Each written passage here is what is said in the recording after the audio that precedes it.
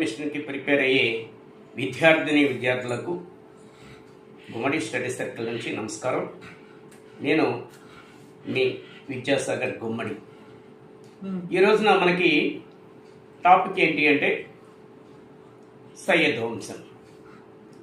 సయ్యద్ వంశం అంటే 1414 నుంచి 1451 మధ్యకాలంలో 37 సంవత్సరాల పాటు పరిపాలన చేసింది. కేవలం 4 రాజులు మాత్రమే పరిపాలన చేశారు. ఈ యొక్క సయ్యద్ వంశాన్ని స్థాపించేది ఖిజిర్ ఖాన్. ఇతను 1414 నుంచి 21 మధ్యకాలంలో పరిపాలన చేశాడు.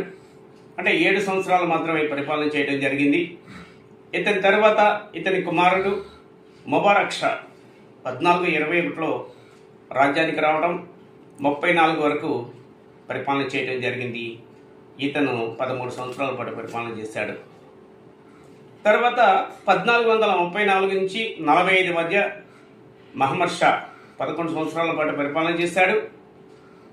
తర్వాత ఆఖరి రాజు 1445 నుంచి 51 మధ్య అలావుద్దీన్ ఆలం షా అనేటువంటి ఆయన కేవలం 6 సంవత్సరాలు మాత్రమే పరిపాలన చేసి 1451లో మరి లోడీ వంశానికి చెందిన బహ్లాల్ లోడీ చేతిలో ఓడిపోయాడు. రాజ్యాన్ని హస్తగతం చేసుకోవడం జరిగింది లోడీలు. అంటే ఇక్కడ ముల్తాన్ ప్రాంతానికి చెందినటువంటి వాడు ఖిజిర్ ఖాన్. మరి చాలా రాజ్యాన్ని డెవలప్ చేయాలి అనేటువంటి ఆలోచన కలిగినటువంటి వాడు. తర్వాత వీరిలో ఈ యొక్క అలావుద్దీన్ ఆలం షా అనేటువంటి వ్యక్తి చాలా అసమర్థుడు అవటం వల్ల 1451లో రాజ్యాన్ని కోల్పోవడం జరిగింది. వీరు మొత్తం 37 సంవత్సరాలు మాత్రమే పరిపాలన చేశారు, ఈ 4 కూడా. తర్వాత మనకి లోడీ వంశం ఈ యొక్క కడపటి అలావుద్దీన్ ఆలం షాని ఓడించి మనకి బహ్లాల్ లోడీ అనేటువంటి ఆయన ఈ లోడీ వంశాన్ని స్థాపించడం జరిగింది 1451లో. అంటే లోడీ వంశం కూడా మన భారతదేశ చరిత్రలో 75 సంవత్సరాల పాటు పరిపాలన చేశారు. అంటే మనకి ఢిల్లీ సల్టనేట్ అంటే ఢిల్లీ సుల్తాన్ల కాలాన్ని మరి 1206 నుంచి ప్రారంభమైనటువంటి ఈ రెండు కూడా అంటే వీటిల్లో బలహీనమైనటువంటి రాజవంశం సయ్యద్ వంశం. అందువల్ల ఎలాంటి డెవలప్మెంట్ లేనటువంటిది.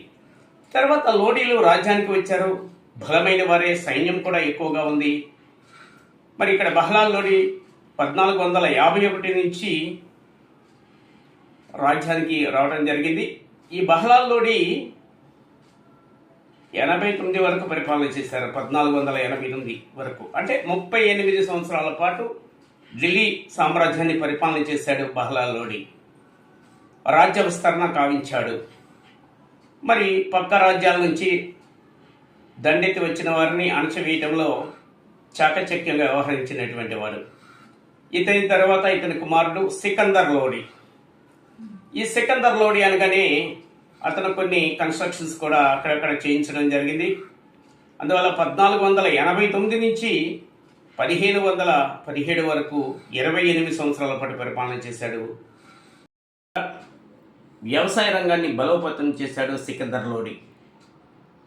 అయితే ఇతను హిందువుల పట్ల కఠినమైన ఆంక్షలు విధించి మరి తనకు తానే పతనం అయ్యేటువంటి కారకుడయ్యాడు.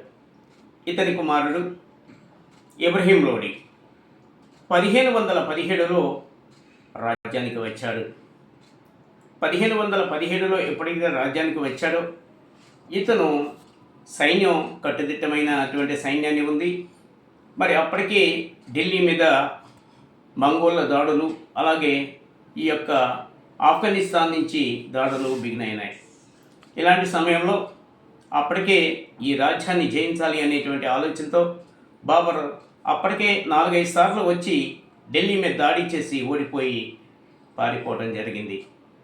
కానీ 1526లో 10,000 సైన్యంతో ఢిల్లీ మీద దండయాత్ర చేసి ఒక రాజు యొక్క సహాయంతో ఈ ఢిల్లీని ఆక్రమించడం జరిగింది.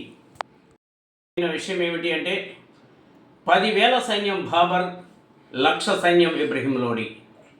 అయితే ఇబ్రహీం లోడి అనుకున్నాడు 10,000 సైన్యంతో నన్నేం చేయగలడు అని చెప్పని ఆనంద డోలికలో తేలియాడుతూ ఉండగా వెనుక భాగం నుంచి బాబర్ సైన్యం కొంత సైన్యం రావటం, ఇక్కడ సుల్తాన్ని చంపివేయటం, రాజ్యాన్ని హస్తగతం చేసుకోవడం జరిగింది 1526 ఏప్రిల్ 21. అంటే ఇప్పటి వరకు కూడా ఢిల్లీని పరిపాలన చేయడం కోసం వచ్చినటువంటి విదేశీయులు బానిస వంశం 84 సంవత్సరాలు పరిపాలన చేస్తే, ఖిల్జీ వంశం 30 సంవత్సరాలు పరిపాలన చేసింది, తొగ్లక్ వంశం 94 సంవత్సరాలు, అలాగే సయ్యద్ వంశం 37 సంవత్సరాలు పరిపాలన చేసింది. ఈ మొఘలులకు ముందు లోడి వంశం 75 సంవత్సరాల పాటు పరిపాలన చేసింది. అంటే 1206 నుంచి 1526 వరకు 320 సంవత్సరాల పాటు ఈ యొక్క 5 రాజ్యాలు కూడా పరిపాలన చేశాయి. కానీ మొఘలులు వచ్చేంత వరకు కూడా అస్తవ్యస్తంగా ఉన్నటువంటి ఈ పరిస్థితి మొఘలు సామ్రాజ్యం నుంచి ఒక దశలో దూసుకుపోయినటువంటి పరిస్థితులు ఉన్నాయి. ఈ వీడియో మీకు నచ్చినట్లయితే లైక్ చేయండి, షేర్ చేయండి, సబ్స్క్రైబ్ చేయండి, కామెంట్ చేయండి. ముఖ్య గమనిక, విద్యార్థులకు సర్వీస్ కమిషన్లో మీరు ఉద్యోగాలు పొందాలి అని అంటే కట్టుదిట్టమైన సిస్టమేటిక్గా ఉండేటువంటి సిలబస్తో మీ ముందుకు వస్తున్నటువంటి గుమ్మడి స్టడీ సర్కిల్ని ఆదరించండి. మీరు ఆన్లైన్ ఆఫ్లైన్ క్లాసులు కూడా తొందరలోనే మీ ముందుకి ఉంచుతానని చెప్పి మరి ఒకసారి మీ అందరికీ నమస్కారం తెలియజేస్తూ, గుమ్మడి స్టడీ సర్కిల్, నేను మీ విద్యాసాగర్ గుమ్మడి. నమస్కారం.